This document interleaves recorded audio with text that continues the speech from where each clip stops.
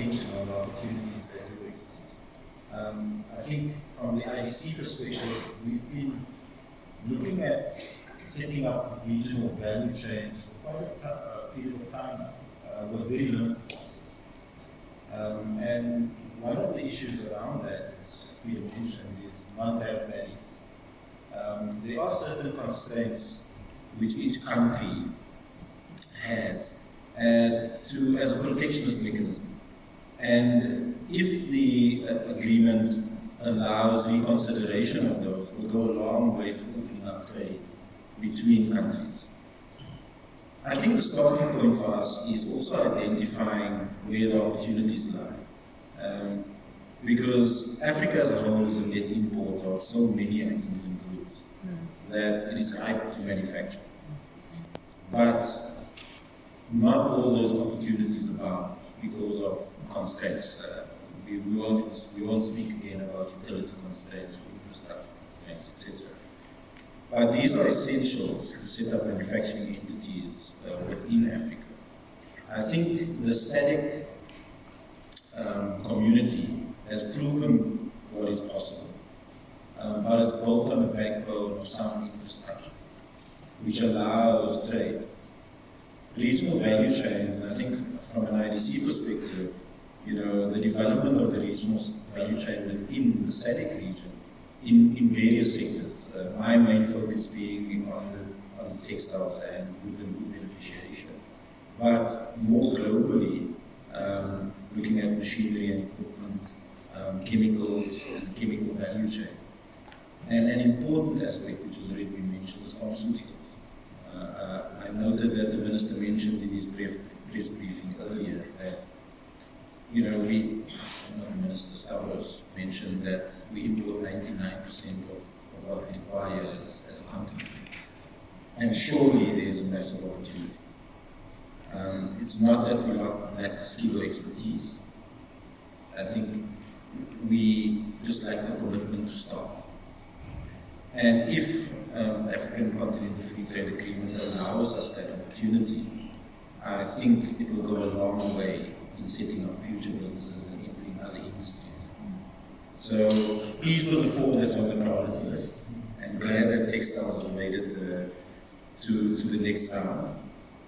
I think we cannot lose sight that many of our African countries, including South Africa, have bilateral trade agreements with external parties, who are vested interest in terms of what happens and how this proceeds. We import a lot of goods based on these bilateral. And a typical example was the chicken, frozen chicken, which the Americans tested not too long ago. And we would think it insignificant, but these are the challenges that we are going to face when we move out. Because even though opportunities might exist in specific value chains, we might not be able to execute on those opportunities because of these constraints. And I think we are very conscious of that. One of the policy requirements I think we would need governments to consider is the ease of funding into the African communities. Because all these initiatives would require funding. And there are issues which prohibit funders such as ourselves from looking favorably at certain aspects. And some of them are political risk. And others are aligned to more basic legal requirements, which is property entitlement, the security of properties, and etc.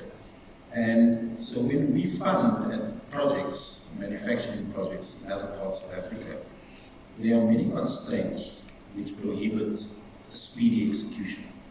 And I think if we align as a continent on how we can remove some of those hurdles, it will hasten the impact that we can have in executing on increasing our manufacturing output. I think regional value chains should not only be inward-looking to serve our own needs, but it also affords us the opportunity to export beneficiated products.